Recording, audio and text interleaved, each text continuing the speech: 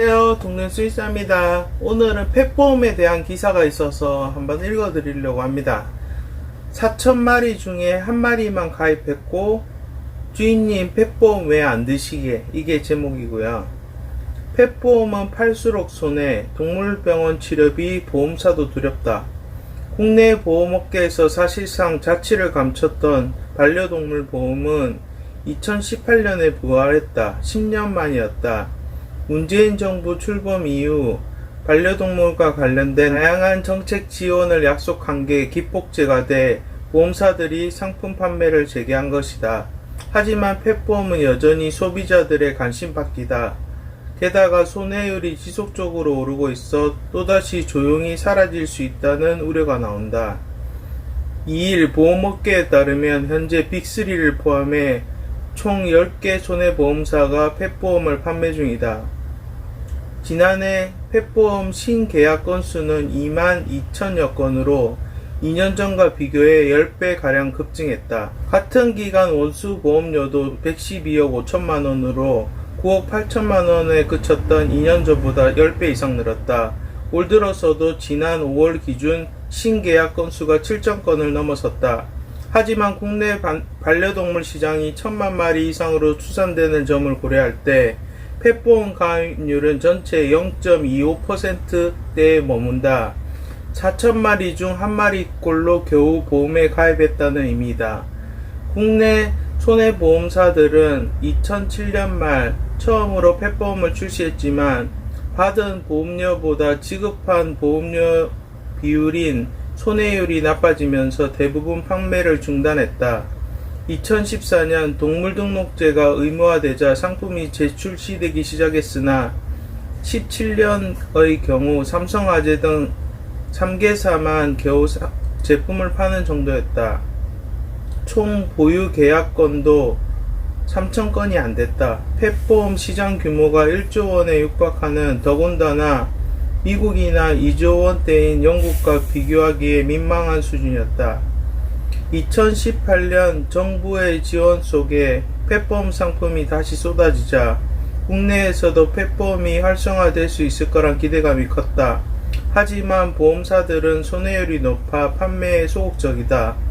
다시 판매가 중단될 수 있다는 얘기까지 나온다. 보험업계의 한 관계자는 최근 슬개골 탈구와 같은 고액 치료비 청구가 증가하는 추세라 이대로 가면 조만간 손해율이 100%를 웃돌 것으로 예상된다. 반려동물이 다른 반려동물이나 사람, 타인, 소유 물건에 발생시킨 손해를 포함하는 배상 책임 보장은 손해율은 이미 200% 수준이라고 말했다. 손해율이 200%라는 것은 매기는 보험료를 100만원으로 받아 보험금으로 200만원을 지급했다는 의미다. 보험업계 다른 관계자는 2010년 보험사들이 백연 보험 판매를 중단한 것은 동물병원마다 진료비가 제각각인 상황에서 손해율이 200%를 넘어서 상품 판매를 지속하기 어려웠기 때문이라며 펫보험 시장이 커지지 않는 상태에서 손해율까지 오른다면 언제든 판매 중단 사태가 재현될 수 있다고 말했다. 자, 제가 이 기사를 보면서 제가 이제 수의사로서 느낀 점은 보험사 말도 어느 정도 일리가 있다고 생각을 해요. 왜냐면은 매월 내는 보험이 한 5만원에서 한 10만원도 안 되는 걸로 알고 있는데 사실 그래봤자 연간 내는 보험료가 한 60만원 정도밖에 안 되잖아요.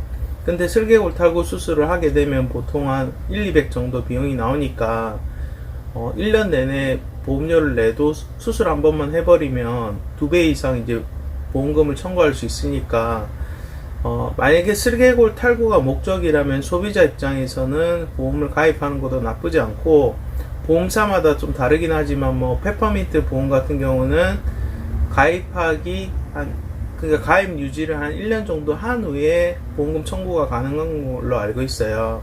그러니까 뭐 보험 가입하고 바로 수술하는 게 아마 안 될 거예요. 그런 거는 이제 보험사마다 다 확인을 해보시고, 만약에 우리 애기가 좀 되게 소형견이고 어쨌든 좀 수술을 할 것 같아, 그런 경우에 만약에 슬개골 보장이 또 되는 회사가 있고 안 되는 회사가 있으니까 그걸 보셔갖고 되는 회사로 미리 가입을 해 놓는 거는 괜찮은 방법이라 생각해요.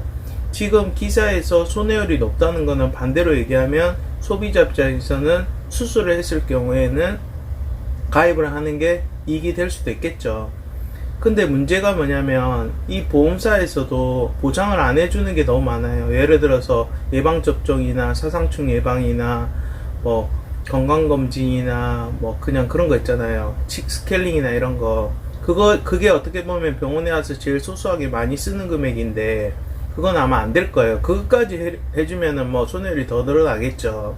그래서 제 생각에는 모든 분이 보험을 가입하라는 건 아니고 만약에 수술을 하게 되는 경우는 미리 가입을 해서 보장이 되는지 확실히 보시고 가입하는 거는 괜찮은 것 같고, 그리고 크게 수술할 일이 없고 내가 주로 병원에 가는 게 주로 뭐 예방접종이나 스케일링이나 중성화 수술이나 이런 루틴한 게 대부분이라고 하면은 그 비용이 한 달에 5만원이든 10만원이든 매월 나가게 되면 그 비용도 만만치 않으니까 그런 경우는 차라리 적금을 드셔갖고 보험 가입을 안 하고 내가 그냥 사비로 쓰는 게 지금 현재 보험 체제에서는 더 낫다고 생각을 해요.